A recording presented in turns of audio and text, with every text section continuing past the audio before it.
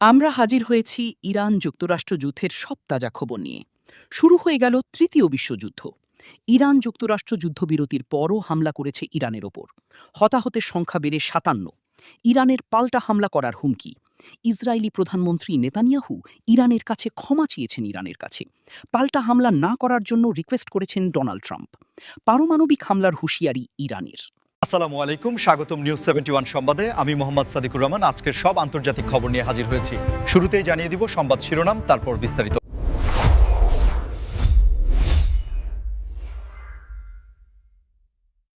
ইরানের বিরুদ্ধে যুদ্ধ পুনরায় শুরু করতে প্রস্তুত ইসরায়েল।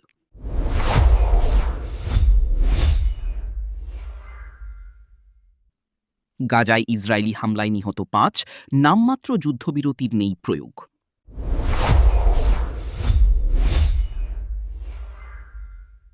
এক যুদ্ধের আড়ালে আরেক যুদ্ধ। ইরানের আগুনে পুড়ছে তাইওয়ান। ট্রাম্পের হুঙ্কার, তৃতীয় বিশ্বযুদ্ধের পথে আমরা। আসসালামু আলাইকুম, স্বাগতম জানাচ্ছি নিউজ 71 সংবাদে। আমি মোহাম্মদ সাদিকুর রহমান। এতক্ষণ শুনছিলেন সংবাদ শিরোনাম, এবার বিস্তারিত। গাজা উপত্যকায় দীর্ঘ সময় ধরে চলা অস্থিরতা ও সংঘাতের মাত্রা যেন থামছেই না, এবং সর্বশেষ প্রাপ্ত তথ্য অনুযায়ী সেখানে ইসরায়েলি বাহিনীর নতুন করে চালানো হামলায় অন্তত ৫ জন প্রাণ হারিয়েছেন। সবচেয়ে দুঃখজনক বিষয় হল, আন্তর্জাতিক মহলে দীর্ঘ সময় ধরে একটি কার্যকর যুদ্ধবিরতির কথা আলোচনা করা হলেও বাস্তবে তার কোনো প্রয়োগ লক্ষ্য করা যাচ্ছে না। সাধারণ মানুষের প্রশ্ন এখন একটাই: আর কত প্রাণ গেলে বিশ্ববিবেক জাগ্রত হবে, এবং এই নামমাত্র যুদ্ধবিরতি কি কেবল কাগজের দলিল হিসেবেই থেকে যাবে? আপনারা লক্ষ্য করবেন যে বারবার শান্তি আলোচনার কথা বলা হচ্ছে, বিভিন্ন দেশ মধ্যস্থতা করার চেষ্টা করছে, কিন্তু মাঠ পর্যায়ের চিত্রটা সম্পূর্ণ ভিন্ন। গাজার সাধারণ নাগরিকরা যারা প্রতিনিয়ত খাদ্য, পানীয় জল এবং চিকিৎসার অভাবে ধুঁকছেন, তাদের জন্য এই যুদ্ধবিরতির ব্যর্থতা এক চরম হতাশার নাম। গাজার স্বাস্থ্য কর্তৃপক্ষ জানিয়েছে যে সাম্প্রতিক এই হামলায় আবাসিক এলাকাগুলো ক্ষতিগ্রস্ত হয়েছে এবং নিহতদের মধ্যে সাধারণ মানুষও রয়েছে। আন্তর্জাতিক সংবাদ মাধ্যমগুলো বলছে যে যুদ্ধবিরতির শর্তাবলী নিয়ে উভয় পক্ষের মধ্যে গভীর মতপার্থক্য রয়ে গেছে, যার ফলে কোনো স্থায়ী সমাধানে পৌঁছানো সম্ভব হচ্ছে না। একদিকে যেমন গাজার মানবিক সংকট তীব্র হচ্ছে, অন্যদিকে পাল্টাপাল্টি হামলার ঘটনায় পরিস্থিতি আরও জটিল হয়ে উঠছে। আপনারা যারা আমাদের ভিডিও নিয়মিত দেখেন, তারা জানেন আমরা সবসময় নিরপেক্ষভাবে তথ্য উপস্থাপনের চেষ্টা করি। গাজার এই বর্তমান পরিস্থিতি নিয়ে জাতিসংঘ এবং অন্যান্য মানবাধিকার সংস্থাগুলো বারবার উদ্বেগ প্রকাশ করলেও কার্যকর কোনো ব্যবস্থা নেওয়া সম্ভব হচ্ছে না। এই যে নামমাত্র যুদ্ধবিরতির কথা বলা হচ্ছে, এটি আসলে স্থানীয় বাসিন্দাদের জন্য এক প্রকারের প্রহসন হয়ে দাঁড়িয়েছে, কারণ তারা জানে না কখন আবার সাইরেন বেজে উঠবে বা কখন আবার আকাশ থেকে বিপদ নেমে আসবে। দর্শক, গাজার এই মানবিক বিপর্যয় রোধে বিশ্বের শক্তিশালী রাষ্ট্রগুলোর ভূমিকা নিয়ে আপনাদের কি ধারণা? কেন তারা একটি স্থায়ী সমাধানে পৌঁছাতে পারছে না? আপনাদের চিন্তাভাবনাগুলো আমাদের সাথে শেয়ার করুন। আমাদের এই প্রতিবেদনটি যদি আপনাদের গুরুত্বপূর্ণ মনে হয়, তবে একটি লাইক দিতে ভুলবেন না। মধ্যপ্রাচ্যের ভূ রাজনীতিতে আবারও অস্থিরতার কালো মেঘ ঘনীভূত হচ্ছে, এবং যে কোনো সময় এই পরিস্থিতি এক ভয়াবহ রূপ নিতে পারে বলে মনে করছেন আন্তর্জাতিক বিশ্লেষকরা। ইসরায়েল এবং ইরানের মধ্যে দীর্ঘদিনের যে ছায়াযুদ্ধ চলছিল, তা এখন সরাসরি প্রকাশ্য সংঘাতের দিকে মোড় নিতে শুরু করেছে, এবং ইসরায়েল পরিষ্কারভাবে জানিয়ে দিয়েছে যে তারা ইরানের বিরুদ্ধে পুনরায় পূর্ণমাত্রার অভিযান বা সামরিক পদক্ষেপ শুরু করতে সম্পূর্ণ প্রস্তুত। বিষয়টি নিয়ে আপনারা হয়তো সামাজিক যোগাযোগ মাধ্যম বা বিভিন্ন নিউজ পোর্টালে টুকরো টুকরো খবর দেখছেন, কিন্তু এর গভীরে যে উত্তপ্ত পরিস্থিতি বিরাজ করছে তা সত্যিই উদ্বেগের। ইসরায়েলি প্রতিরক্ষা বাহিনী বা আইডিএফ তাদের সামরিক প্রস্তুতি জোরদার করেছে, এবং তারা দাবি করছে যে ইরানের পক্ষ থেকে আসা যে কোনো ধরনের হুমকি মোকাবেলায় তাদের বিমান বাহিনী এবং গোয়েন্দা সংস্থাগুলো এখন আগের চেয়ে অনেক বেশি সতর্ক। আপনারা জানেন যে ইরান এবং ইসরায়েলের এই দ্বন্দ্ব শুধু এই দুই দেশের মধ্যে সীমাবদ্ধ নয়, বরং এটি পুরো মধ্যপ্রাচ্যের স্থিতিশীলতাকে প্রভাবিত করে।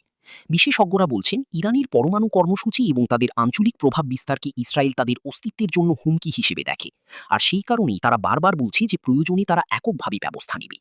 এই পরিস্থিতির ফলে তেলের বাজারে অস্থিরতা তৈরি হতে পারে, এবং বৈশ্বিক অর্থনীতিতে এর বড় ধরনের প্রভাব পড়ার আশঙ্কা রয়েছে।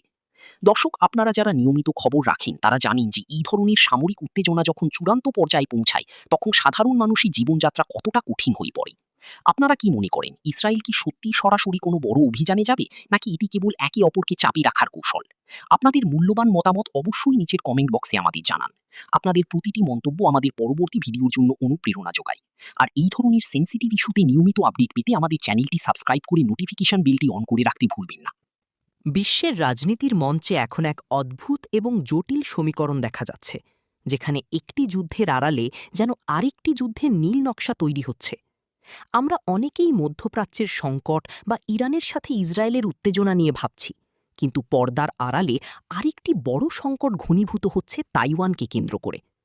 মজার বিষয় বা উদ্বেগের বিষয় হল, ভূরাজনৈতিক বিশ্লেষকরা বলছেন যে ইরানের এই আগুনের উত্তাপ বা উত্তেজনার প্রভাব কোনোভাবে তাইওয়ানের ওপর গিয়ে পড়ছে। অনেকের মনে প্রশ্ন জাগতে পারে যে ইরানের সাথে তাইওয়ানের সরাসরি কোনো সম্পর্ক না থাকলেও কেন এমন শিরোনাম দেওয়া হচ্ছে। আসলে বিষয়টি হল বৈশ্বিক মনোযোগ এবং সামরিক শক্তির ভারসাম্য। যখন বিশ্বশক্তির বড় অংশ মধ্যপ্রাচ্যে ইরানের ইস্যুতে ব্যস্ত হয়ে পড়ছে, তখন পূর্ব এশিয়ায় তাইওয়ানের উপর আধিপত্য বিস্তারের চেষ্টায় লিপ্ত থাকা পক্ষগুলো এই সুযোগটি ব্যবহার করতে চাইছে। তাইওয়ানের সাধারণ মানুষ এবং সেখানের সরকার এখন এক বড় ধরনের অনিশ্চয়তার মধ্যে দিন কাটাচ্ছে, কারণ তারা দেখছে যে বিশ্ব যখন এক জায়গায় ব্যস্ত থাকে, তখন অন্য জায়গায় বড় ধরনের কোনো পদক্ষেপ নেওয়া সহজ হয়ে যায়। আপনারা যারা আন্তর্জাতিক সম্পর্ক নিয়ে পড়াশোনা করেন বা খোঁজ রাখেন, তারা জানেন যে প্রশান্ত মহাসাগরীয় অঞ্চলে তাইওয়ান কতখানি গুরুত্বপূর্ণ। বিশেষ করে প্রযুক্তির দুনিয়ায় তাইওয়ানের সেমিকন্ডাক্টর ইন্ডাস্ট্রি পুরো বিশ্বকে সচল রেখেছে। এখন যদি মধ্যপ্রাচ্যের আগুনের কারণে তাইওয়ান কোনো সংকটে পড়ে, তবে তার প্রভাব আপনার হাতে থাকা স্মার্টফোন থেকে শুরু করে মহাকাশ গবেষণা পর্যন্ত সব জায়গায় পড়বে।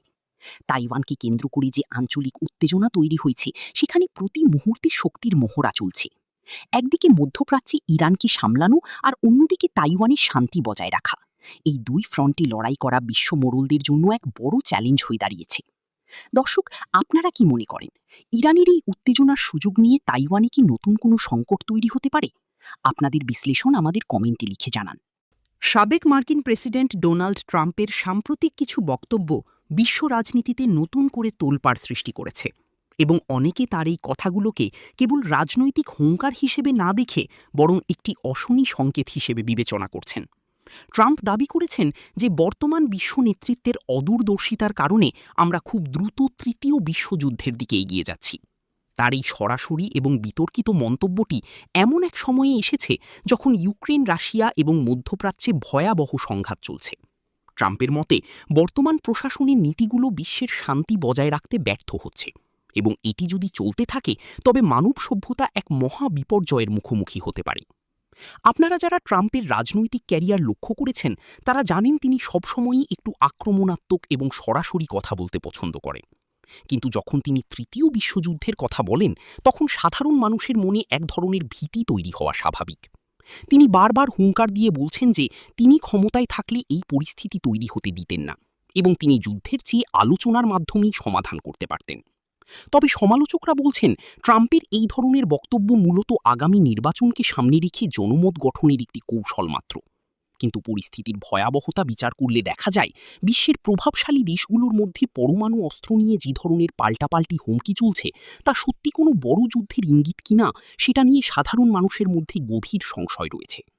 দর্শক, আপনারা ট্রাম্পের এই দাবিকে কতটা যুক্তিযুক্ত বলে মনে করেন? তিনি কি কেবল আলোচনার কেন্দ্রবিন্দুতে থাকার জন্য এই কথা বলছেন, নাকি আসলেই আমরা এমন কোনো বিপদের দিকে যাচ্ছি? আপনাদের মতামত আমাদের জন্য খুবই গুরুত্বপূর্ণ, তাই নির্দ্বিধায় কমেন্টে লিখুন। আজকের এই অশান্ত পৃথিবীতে প্রতিটি মানুষের সচেতন হওয়া প্রয়োজন। যুদ্ধের ভয়াবহতা আমরা কেউই চাই না, কারণ একটি যুদ্ধ কেবল ধ্বংসই বয়ে নিয়ে আসে।